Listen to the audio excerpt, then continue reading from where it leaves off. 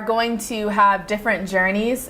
For instance, Nita's going to talk about her journey, and I'm going to talk about mine once I figure out what I want to do. And we're going to keep you guys updated. It's a way for us to be really open and honest with our lives and with you guys. So with that said, I'll go first. So like we said, we're going to if you guys also have any things going on in your lives, send us an email if you want some advice on something or you just want to share something with us and get a different perspective perhaps. Send us an email what's going on.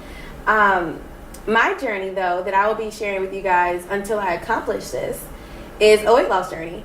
I probably gained near 20-something pounds. So in Mississippi, I came from Mississippi to DC probably like 30 pounds heavier than I was a year ago.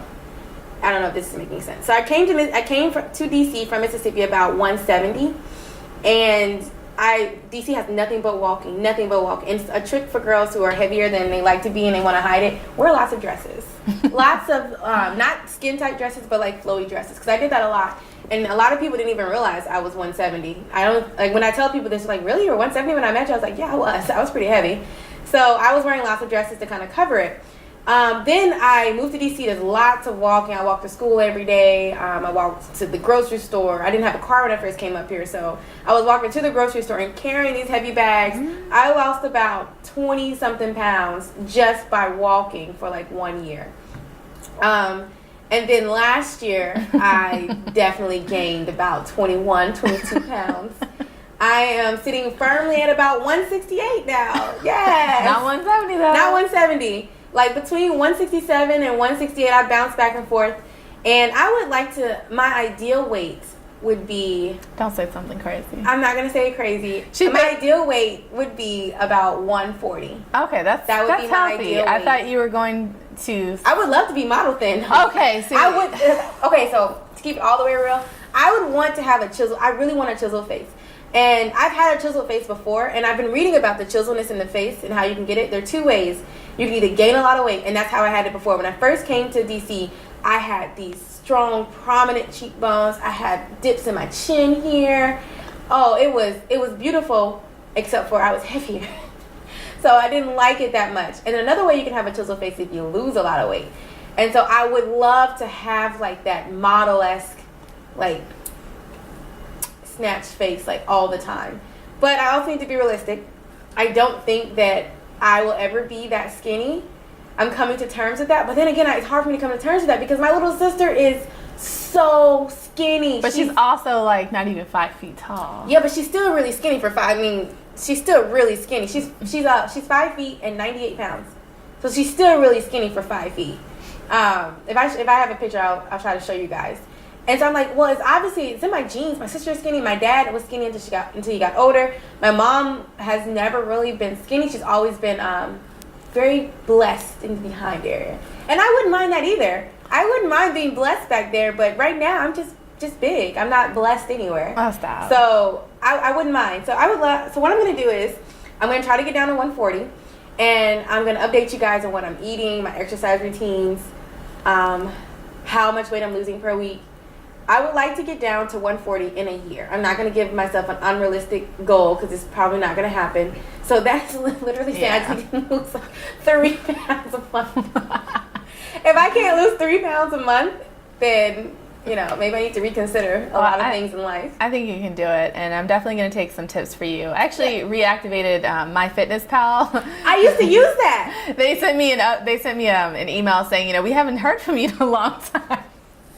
Would you like to delete your account? All right. So I was like, well, let me get back on there. And MyFitnessPal, when I was trying to lose the weight when I first came to DC, actually helped me because I was entering in everything that I was eating. Yeah. And that's how I realized I was eating a lot of food. Right. It holds you accountable. Yeah. So this is really holding me accountable and to everyone. Right. That I'm trying to lose weight. I ain't doing that. I'll be on the journey with her on the side. And look, a year from now, she'll be the skinny one, and I'll just be still big. And people will be like, wait, which one did the journey? Which one was it? Oh wait, it was her. It definitely was her. I have to curb my addiction to sweet tea. And I like sugary drinks. Like I said, I drink my calories, which is a problem, and I like carbs. So I have two things I have to battle. She's much more disciplined. Well, I'm broke. I'm not spoiled. So once I run out of money, I'm out of money. So I literally will buy my groceries for the week, and once I'm out of food, I'm out of food. So I try to like, share it around. We need to be eating there. I had lunch. Let me tell you what my lunch was. Just to give you an example. Oh no. Today I had carrots, chips with guac, and what was it? Cheese and some crackers. Veronica had like a full plate of Chinese food, and I couldn't think of anything other than, man, that looks good. But I'm broke. It wasn't that good. I have almost a whole thing left. It wasn't great. Just one time, this is. I don't want to say his name. We have a friend, and hopefully no one caught that. We have a friend, and I ran out of money last year as well. And I was telling him something, and I was taking up. He was like, "What are you eating for dinner?" I was like, so I took a picture of my dinner, and it was a tomato on a plate. He was like, "Are you trying to lose weight?" And I was like, "No, this that broke girl died." Oh my god! Like I bought 3 tomatoes, and I mean this one on Friday. You should call me. Saturday. I always have a box of Zatarans or Uncle Ben's rice or something. Like they had that box of like jambalaya mix. Oh, that sounds good. I'm not eat Zatarans. And then like it was called. Instead of putting like the sausage in there, stuff. I may put like chicken in there instead. But it's good. No, I'm broke, so. Well, I tell you, I have extra boxes. Don't ever do that to yourself. I do it. I've done it many times. Nah. Like for lunch, I was carrying the lunch these bowls of broccoli, bell peppers, and tomatoes and cucumbers, a little like spicy sauce. And people were asking me, "Are you on a diet?" I was like, "Yeah, I'm on a diet." Yeah, I'm not gonna tell you this is a $2 meal. So once I run out of money, I'm out of money. All right. So, your journey. I don't know what my journey is yet. I'm gonna be thinking about it. We have an idea. I may share it with you on the next episode. Oh, so you might do it. I might do it. This is the closest I'm getting her to a might do it. However, what we will be finishing today with is... Yes, we will. I've agreed to do this against my better judgment. We will be focusing on a dating app called Smoochr.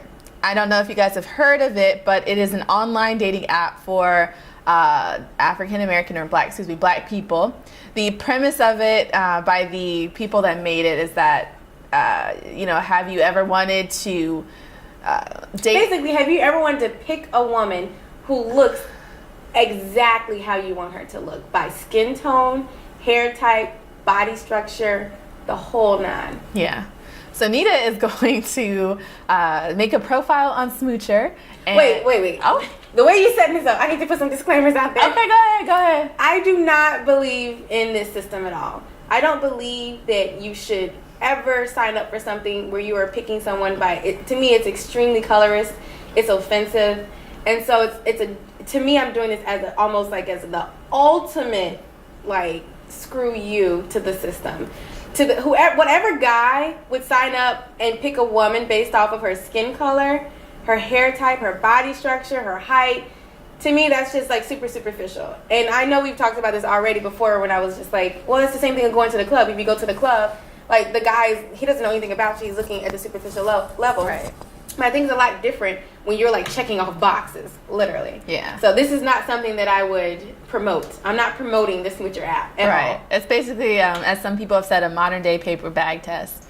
But for those of you that don't know what the paper bag test is, the paper bag test is essentially something that was done back in the day where if you were lighter than a paper bag, you could get into different clubs or sororities or fraternities and what have you. And if you were darker than a paper bag, then you were excluded from those things. So unfortunately, we still as a community practice paper bag tests more so internally than the physical paper bag itself. Yeah, and just to add to that, some sororities that have been stereotyped to practice that, I would just like to say that from my experience in sororities, I don't think they practice that anymore. Right. So it's not like that anymore. All right, so stay tuned for... so I guess you didn't tell them what I'm doing, though. Well, we are going to record that. We're going to record me. Yeah, going through the Smoochr app. And I think I want to do it based off of... So, like, some of the choices on the Smoochr app are, like, almond, vanilla, right? We'll see. Yeah. And I think I'm gonna do it as a lie. Like, I'm not gonna pick anything like I really look like. So one of the fears is kind of that I show up on this date and they'll be like, "Wait, who are you?" I thought I was getting Halle Berry. Well, people have told me I look like Halle Berry. All right, and seriously, my good friends. My really good friends tell me all the time. I'm serious. My really good friends, and you need to be one of my really good friends. I'm going to leave this in. I'm serious. They tell me, they be like, Halle. They call me John Vieb, and they be like, you look like Halle Berry. All right, guys, you heard it. See you guys next time. If you want to call me Halle Berry, I'm okay with that too. Just to let you know. Bye. Bye, guys.